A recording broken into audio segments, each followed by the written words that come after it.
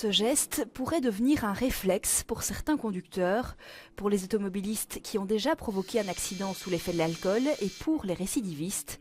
Le principe est simple, vous avez bu, vous voulez prendre le volant, vous êtes alors obligé de souffler et là, la voiture démarrera ou pas en fonction de votre taux d'alcoolémie.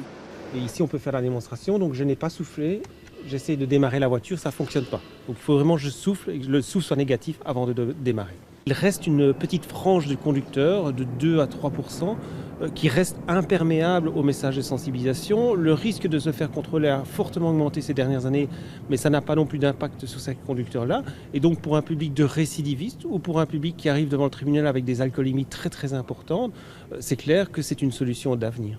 Une bonne nouvelle donc pour l'Institut de sécurité routière, surtout que l'alcoloc a déjà fait ses preuves à l'étranger, notamment en Australie et au Canada. Du côté des conducteurs, on trouve aussi que c'est une bonne idée. C'est pas une amende qui les oblige ou qui les arrête. Une personne se dit, se fie à sa chance 50-50, oui, de toute façon ça va pas m'arriver tout le temps, je vais pas me faire arrêter. Préventif, ça peut être bien, oui.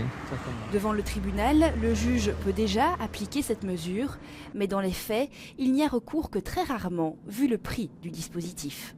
L'alcoloc coûte quand même 3 700 € la première année, donc ce n'est pas négligeable. Heureusement, le juge peut déduire ce montant du montant de l'amende, donc ça fait quand même un avantage, mais néanmoins ça reste une somme importante à débourser. Seule une trentaine de personnes circulent en Belgique avec à bord un tel dispositif.